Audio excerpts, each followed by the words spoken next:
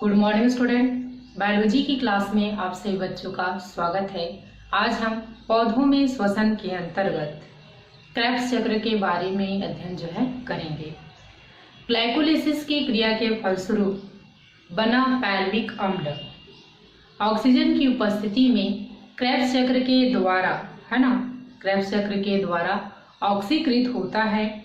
इस क्रिया का वर्णन सर्वप्रथम क्रेब नामक वैज्ञानिक ने 1937 में 1937 में बताया था। इसलिए इस अभिक्रिया को क्रेब्स चक्र के नाम से जानते हैं। इसे TCA चक्र के नाम से भी जाना जाता है। TCA का पूरा जो नाम होता है आपका ट्राई कार्बोक्सिलिक अम्ल साइकिल तो इस प्रकार से try carboxylic acid cycle TCA का जो ये पूरा नाम होता है, या फिर इसे साइट्रिक अम्ल चक्र के नाम से भी जाना जाता है। जो क्रेब्स चक्र की जो अभिक्रिया जो होती है माइटोकॉन्ड्रिया के अंदर में क्या होता है, संपूर्ण प्रक्रियाएं जो होती है वो पूर्ण होता है, क्योंकि माइटोकॉन्ड्रिया के अंदर ही इससे संबंधित बहुत सारे एंजाइम जो है क्या होते हैं, मतलब पाए जाते हैं, जो माइटोकॉन्ड्रिया के अंदर ही उपस्थित होते हैं। ये जो एंजाइम जो होते हैं वो माइटोकॉन्ड्रिया के अंदर पाए जाने वाले जो क्रिस्टी होते हैं उसी में मतलब पाए जाते हैं तो ये जो क्रिस्टी जो है क्या होता है, माइटोकॉन्ड्रिया के अंदर एक क्या होता है, उंगली के समान प्रवर्ध या रचना होती है, जिसे क्या कहते हैं आपका क्रिस्टी जो है कहते हैं। तो आपका जो क्रेब्स चक्र की जो संपूर्ण जो प्रक्रियाएं जो होती है वो माइटोकॉन्ड्रिया के अंदर ही संपन्न होती है, क्योंकि माइटोकॉन्ड्रिया के अंदर में जो पाए जाने वाले जो क्रिस्टी होते हैं उसी में आवश्यक एंजाइम जो है पाए जाते हैं। क्रेब्स चक्र की जो सभी जो क्रियाएं जो होती हैं वो क्या होता है आपका ऑक्सीजन की उपस्थिति में मतलब जो है पूर्ण जो है होती है। तो आइए हम क्रेब्स साइकिल के बारे में अध्ययन जो है करेंगे। सर्वप्रथम पैर्विक अम्ल का वायवीय ऑक्सीकरण जो है होता है तो इसके बारे में वुड एवं उसके सहयोगियों एवं आपका क्रेब्स नामक वैज्ञानिकों के अनुसार ऑक्सीजन की उपस्थिति में जो पैर्विक अम्ल का ऑक्सीकरण TCA चक्र के माध्यम से होता है, क्रेब्स चक्र के माध्यम से होता है। क्रेब्स चक्र या TCA चक्र में प्रवेश करने के पूर्व पैर्विक अम्ल का क्या होता है आपका ऑक्सीडेटिव डीकार्बोक्सिलेशन जो है होता है। तो सर्वप्रथम पैर्विक अम्ल जो है आपका जो पैर्विक जो अम्ल जो होता है वो आपका क्या होता है, को एंजाइम एवं NAD के साथ में क्रिया करता है तथा इसके ऑक्सीडेटिव डीकार्बोक्सिलेशन के फलस्वरूप क्या होता है आपका कार्बन डाइऑक्साइड और NADPH2 का एक अणु का क्या होता है निर्माण जो है होता है। तो यहाँ पर आप देखेंगे जो पैर्विक जो अम्ल जो होता है वो आपका एसिटिल को एंजाइम में क्या हो जाता है आपका परिवर्तित जो है हो जाता है। यह क्रिया पैर्विक अम्ल डिहाइड्रोजिनेज एंजाइम की उपस्थिति में क्या होता है नामक जो जटिल एंजाइम की मध्यस्थता में क्या होता है आपका 5 कोफैक्टर या को एंजाइम MgIN और TPP एवं NAD एवं लिपोपाइक अम्ल को क्या करता है उपस्थिति में क्या होता है ये पूर्ण जो है होता है। तो यहाँ पर आप ये आपका एक जो कहना चाहिए आपका क्रेब्स चक्र है उसके माध्यम से हम समझने का प्रयास जो है करेंगे। तो यहाँ पर आप देखेंगे जो आपका ग्लाइकोलिसिस चक्र में आपका क्या होता है पैर्विक एसिड का जो निर्माण जो होता है, तो ये पैर्विक एसिड जो है आपका क्या हो रहा है, यहाँ पर आप देखेंगे कि ये जो है ये आपका क्या कर रहा है, आपका जो आपका को एंजाइम होता है को एंजाइम जो होता है वो क्या करता है आपका NAD, है ना, से क्या करता है आपका क्रिया करता है, क्या करता है आपका क्रिया करता है ना। यहाँ पर ये जो पैरविक अम्ल जो है ना, आपका क्या हो रहा है, आपका ऑक्सीजन की उपस्थिति में मतलब हो रहा है। तो इस प्रकार से यहाँ पर आप देखेंगे कि जो आपका पैरविक अम्ल जो है आपका कोएंजाइम, है ना, यहाँ पर आपका क्या होता है कोएंजाइम होता है और आपका NAD के साथ में, है ना, क्या करता है आपका क्रिया करता है। और क्रिया करने पर ये जो है आपका क्या होता है आपका एसिटिल को एंजाइम में क्या हो जाता है परिवर्तित जो है हो जाता है। तो ये एसिटिल को एंजाइम जो है क्या आपका 2 कार्बन परमाणुओं वाला मतलब यौगिक का क्या करता है आपका निर्माण जो है करता है। अब यहाँ पर आप देखेंगे कि इस अभिक्रिया में, है ना, क्या आपका एसिटिल को एंजाइम का जो निर्माण जो हुआ है ना, तो यहाँ पर आप देखेंगे कि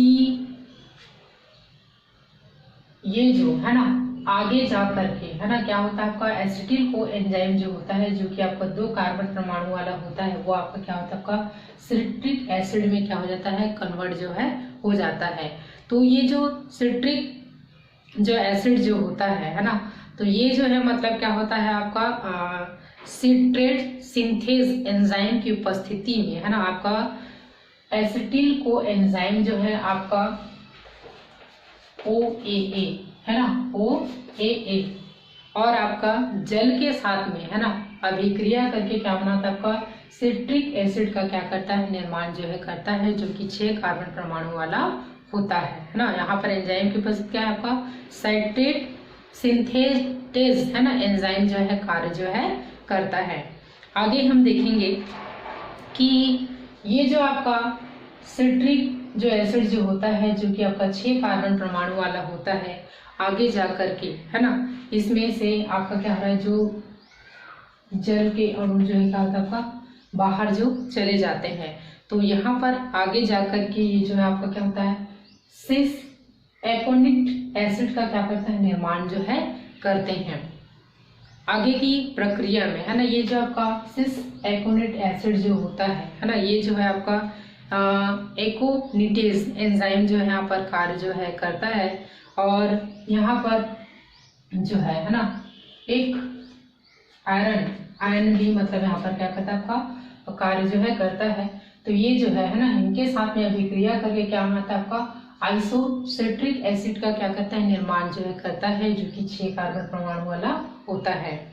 आगे ये आपका आइसोसिट्रिक एसिड जो होता है आपका, है ना, ऑक्जेलोसक्सिनिक एसिड का निर्माण जो है करता है। किसका निर्माण करता है आपका ऑक्जेलोसक्सिनिक एसिड का निर्माण जो है करता है। यहाँ पर आपका क्या होता है आपका आइसोसिट्रिक, है ना, यहाँ पर आपका क्या होता है आपका आइसोसिट्रिक एसिड जो है कार्य जो है करता है।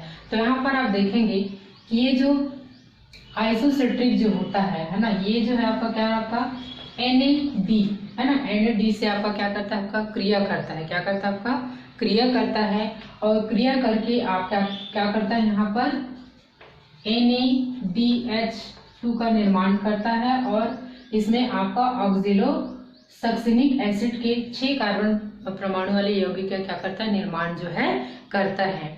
आगे यहाँ पर देखेंगे कि ऑक्जेलोसक्सिनिक एसिड जो होता है ना, ऑक्जेलोसक्सिनिक जो मतलब जो यौगिक जो हो रहा है ना, ये जो है आपका क्या है आपका 6 कार्बन परमाणु होता है। तो ये जो आपका कार्बोक्सिलेज, है ना, कार्बोक्सिलेज एंजाइम की उपस्थिति में, है ना, ये जो क्या करता है आपका कार्बोक्सिलेज एंजाइम की उपस्थिति में अल्फा कीटोग्लूमेटिक, है ना, एसिड का क्या करता है निर्माण करता है।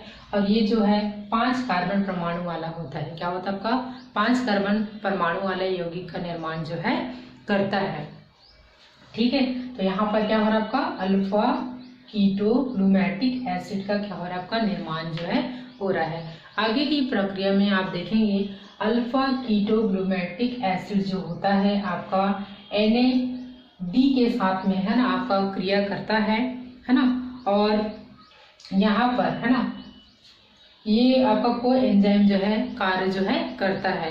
तो इस प्रकार से आपका अल्फा कीटोग्लूमेटिक एसिड जो है आपका NAD से क्रिया करके आपका क्या होता है सक्सिनिल को एंजाइम में क्या हो जाता है आपका परिवर्तित जो है हो जाता है। इसके साथ में इसमें आपका कार्बन डाइऑक्साइड का भी निर्माण जो है होता है।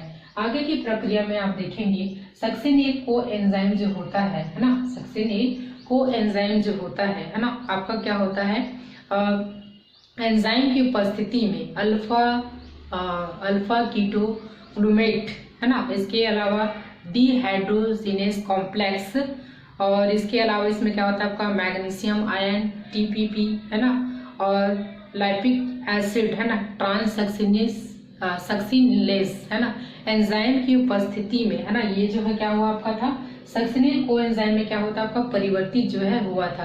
तो आगे ये सक्सिनिल को एंजाइम जो होता है ना, आपका क्या होता है, आपका एक प्रकार के है ना जो एंजाइम होता है आपका सक्सिनिल थायोकाइनेज है ना, सक्सिनिल थायोकाइनेज की एंजाइम की उपस्थिति में है ना, ये जो है आपका क्या होता है, जो जीडीपी है ना, जीडीपी है, और ये आपका इनऑर्गेनिक जो है फॉस्फेट मिल करके है ना क्या बनाता है आपका जीटीपी का निर्माण करते हैं है ना, क्या करते हैं आपका जीटीपी का निर्माण करते हैं। और ये जो सक्सिनिल को एंजाइम जो होता है वो आगे जाकर के आपका सक्सिनिक एसिड का क्या करता है, निर्माण जो है करता है। ये जो सक्सिनिक एसिड जो होता है वो 4 कार्बन परमाणु वाला उत्पाद का क्या करता है, निर्माण जो है करता है। आगे आप प्रक्रिया में देखेंगे सक्सिनिक एसिड जो होता है ना, वो जो है आपका क्या करता है, 4 कार्बन परमाणु वाला होता है।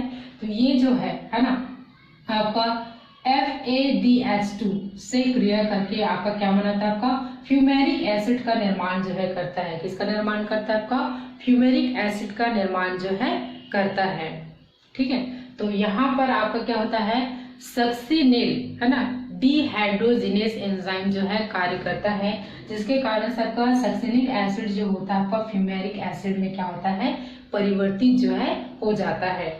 आगे आप देखेंगे ये फ्यूमेरिक एसिड जो होता है ना, फ्यूमेरिक जो एसिड जो होता है वो किस में कन्वर्ट होता है, आपका मैलिक एसिड में परिवर्तित हो जाता है, और यह जो है 4 कार्बन परमाणु वाला होता है। क्या होता है, ये 4 कार्बन परमाणु वाला होता है यहाँ पर, और एक फ्यूमेरेज एंजाइम जो है कार्य जो है करता है। अब आगे आप देखेंगे कि ये मैलिक एसिड जो होता है आपका क्या करता है, आपका NaDH2 के साथ में आपका क्रिया करके आपका ऑक्सैलो एसिटिक अम्ल का क्या करता है, फॉर्मेशन जो है करता है। ठीक है, और आपका NAD का निर्माण जो है करता है। तो इस प्रकार से आप यहाँ पर देखेंगे है ना कि वो मतलब ऑक्सैलो एसिटिक एसिड का निर्माण जो है मतलब क्या होता है, हो रहा है। तो यहाँ पर आप देखेंगे कि ये जो क्रेब्स चक्र की है ना संपूर्ण जो प्रक्रिया जो होती है ना, आपका किस में होता है, आपका माइटोकॉन्ड्रिया के अंदर में होता है, क्योंकि इसमें जो माइटोकॉन्ड्रिया जो होता है ना उसमें आपका क्या होता है, जो क्रिस्टी जो पाते हैं उसमें आवश्यक एंजाइम जो है पाए जाते हैं, जो क्रेब्स चक्र की संपूर्ण जो क्रियाएं जो होती हैं है ना उनको क्या करते हैं, संपादित करने में महत्वपूर्ण भूमिका जो है निभाती हैं। ठीक है, तो इस प्रकार से आपका जो क्रेब्स जो चक्र जो होता है ना, आपका जो श्वसन संबंधित अभिक्रिया का है ना, ये जो है तीसरा जो है चरण जो है होता है, या फिर तीसरा जो पद जो है होता है। 30 ये जो चक्र है ना, इसका महत्व जो है क्या होता है देखते हैं।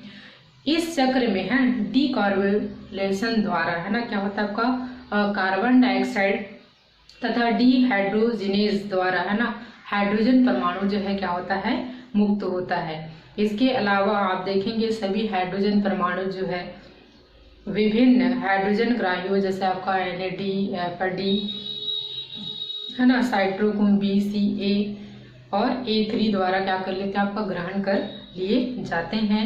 और यह जो हाइड्रोजन परमाणु है आपका इलेक्ट्रॉन ट्रांसपोर्ट श्रृंखला में क्या करता है, आपका प्रवेश जो है करते हैं।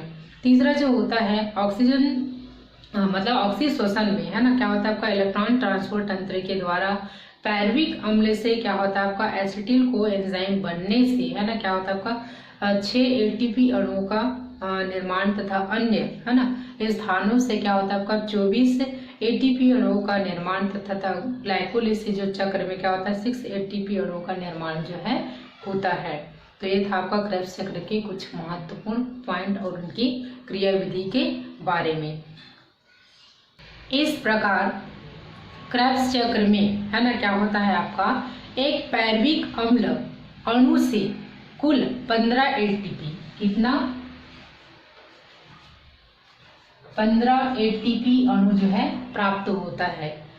चूंकि ग्लाइकोलिसिस की क्रिया में एक ग्लूकोज के अणु से पैरविक अम्ल के 2 अणु प्राप्त होते हैं ना, पैरविक अम्ल के कितने 2 अणु जो है प्राप्त होते हैं। ठीक है, तो इस प्रकार से दोनों का कुल आपका क्या हो जाएगा